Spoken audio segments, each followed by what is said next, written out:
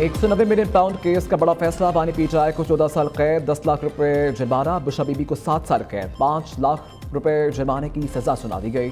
जुर्माना ना देने पर बानी पीटीआई को मजीद 6 माह, बुशरा बीबी को मजीद 3 माह कैद की सजा भुगतना होगी। अलकादिर यूनिवर्सिटी सरकारी तहवील में लेने का हुक्म। अडयाला जेल में एहतसाब अदालत के जज नासिर जावेद राना ने महफूज फैसला सुनाया। बुशरा बीबी को अदालत से गिरफ्तार कर लिया गया। बानी पीटीआई की बहनें भी कमरा अदालत में मौजूद थीं। अदालत ने 18 दिसंबर 2024 को फैसला महफूज किया था।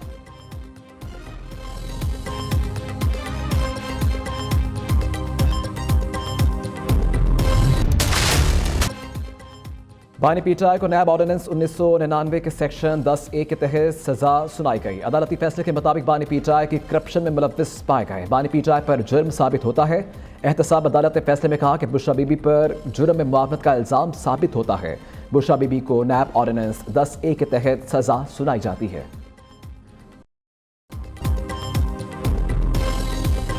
जज साहब को सुन के 2 साल के नाइंसाफियों को देखते हुए जज साहब के फैसले से हमें कोई हैरानगी नहीं हुई। इस सब चीज़ों के बावजूद खान साहब ने आज कहा है मुज़ाकरात जारी रहेंगे 7 दिन तक। अगर पेशरफ्त नहीं होती कमीशन पे फिर फर्दर मुज़ाकरात नहीं होंगे, लेकिन अभी इसकी वजह से अबोर्ट नहीं होंगे। ये मुज़ाकरात 7 दिन के लिए जो कमीशन के पीछे हम मुंतज़िर हैं, इंशाअल्लाह ताला ये कंटिन्यू करेंगे। तहरीक इंसाफ का 190 मिलियन पाउंड केस का फैसला चैलेंज करने का ऐलान। चेयरमैन पीटीआई बैरिस्टर गौहर का कहना है कि फैसले को आला अदालतों में लेकर जाएंगे। अलकादिर यूनिवर्सिटी केस में जज साहब ने मुतनाज़ फैसला सुनाया। 2 साल के नाइंसाफियों को देखते हुए कोई हैरानगी नहीं हुई। बानी भी फैसला सुनकर हंस पड़े। बुशरा बीबी भी मुस्कुराती रही। उमर अयूब ने कहा कि यह पैसा सुप्रीम कोर्ट के खजाने में गया, किसी भारतीय अदालत के अकाउंट में नहीं गया। बानी पीटीआई का इस मामले से कोई ताल्लुक नहीं। असद कैसर का कहना है कि इनका ख्याल है इस किस्म के फैसलों से हमारी तहरीक दबा लेंगे। बानी पीटीआई का कद मजीद बढ़ गया।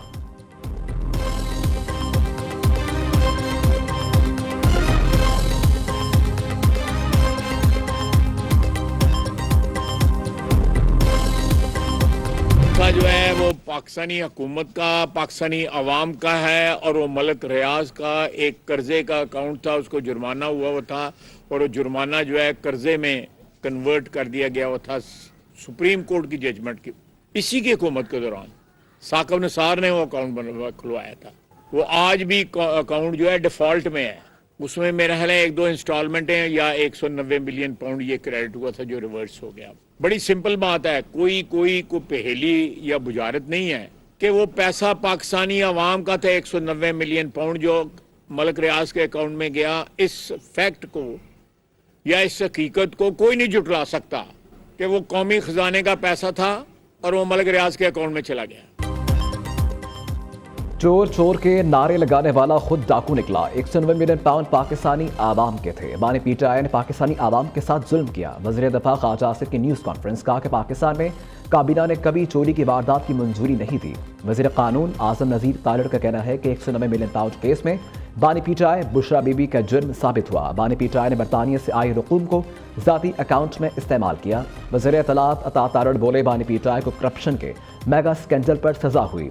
190 मिलियन पाउंड का आज दोनों पर साबित हुआ।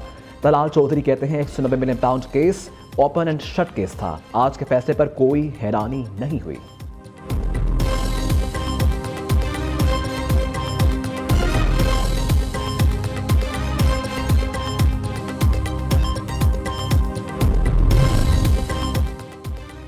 अलकादिर यूनिवर्सिटी केस में चोरी साबित हुई। ये पहला वज़ीर आज़म है जो चोरी करते रंगे हाथों पकड़ा गया। बानी पीटीआई पहले वज़ीर आज़म हैं जिनको करप्शन पर सजा सुनाई गई।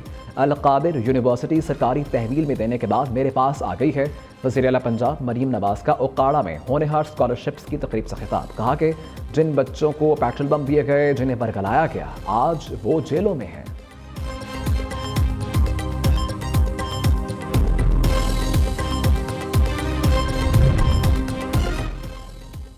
आज की सजा के बाद किसी ने बाहर निकलकर एहतजाज नहीं किया। एक शख्स बरसों से पाकिस्तानी आवाम को बेवकूफ़ बना रहा था। सीनियर वजीर सिंध शर्जील इनाम मेमन की न्यूज़ कॉन्फ्रेंस कहा कि पीटीआई दौर में नैब ने पीपल्स पार्टी और नून लीग की क़यादत को जेल में डाला। तहरीक इंसाफ की हुकूमत में फ़र्क हो गई। पंजाब में ट्रांसफ़र पोस्टिंग करती थी।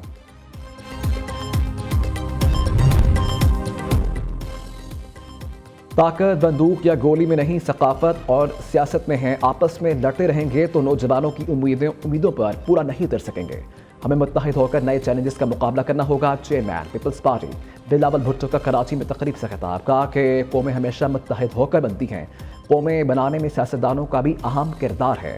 तारीख और सकाफत को अपनाकर नए दौर का मुकाबला करेंगे तो पाकिस्तान तरक्की करेगा।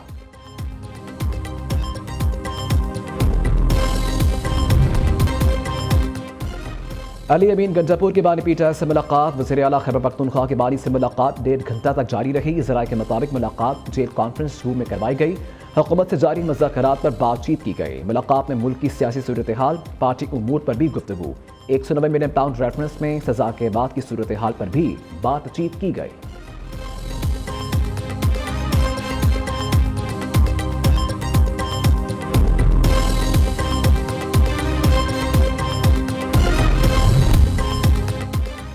अपोजिशन रहनुमाओं की आइन की बालादस्ती के लिए मुश्तरका कोशिशों का आज़म। शाहिद खकान अब्बासी कहते हैं मुल्क में आइन की बालादस्ती और जमहूरियत के तहफ़्फ़ुज़ के लिए मुत्तहिद होकर जिद्दोजहद करना होगी। तमाम सियासी जमातों के पास जाएंगे। अहम मकसद के लिए आपस में मुशावरत और ताउन करना होगा। महमूद खान अचकज़ई ने कहा कि पाकिस्तान की सालमियत जमहूरियत पर यकीन रखने वालों को एक प्लेटफॉर्म पर आना चाहिए।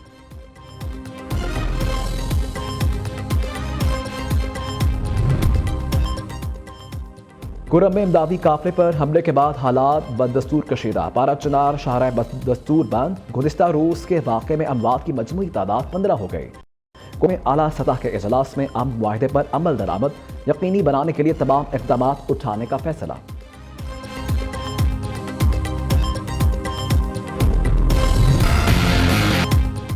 फौजी अदालतों में सिविलियंस के ट्रायल केस की आईनी बेंच में समाअत। जस्टिस जमाल मंदुखेल ने रिमार्क्स दिए कि 9 मई का जुर्म तो हुआ है, अदालती फैसले में इस जुर्म पर क्लीन चिट नहीं दी गई, मगर सवाल ट्रायल का है, ये कहाँ होगा। 21वीं तरमीम में कहा गया कि सियासी जमातों के केसेस फौजी अदालतों में नहीं चलेंगे। जस्टिस मोहम्मद अली मजहर ने कहा कि अगर जुर्म आर्मी एक्ट में फिट होगा तो ट्रायल मिलिट्री कोर्ट में होगा।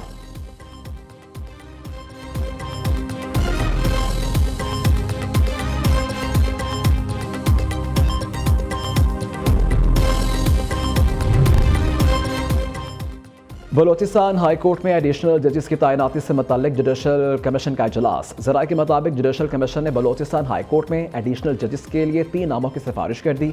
मोहम्मद आसिफ रेकी, नजमुद्दीन मेंगल और मोहम्मद अयूब के नामों की एडिशनल जजेस के लिए सिफारिश की गई।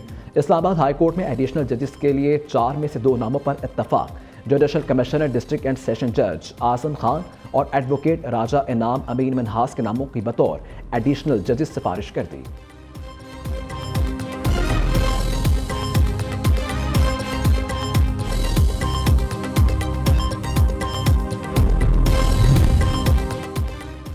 सरबराह पाक बैरियर एडमिरल नवीद अशरफ से बांग्लादेश की मुसल्लह अफवाज डिवीजन के principal staff officer lieutenant general SM Kamrul Hasan की मुलाकात। बाहमी दिलचस्पी के अमूर और इलाकाई मैरीटाइम सिक्योरिटी सूरत हाल पर तबादला ख्याल। बहरी अफवाज के दरमियान तरबियत, 2 तरफा दौरों और बहरी मशकों के इनेकाद पर जोर दिया।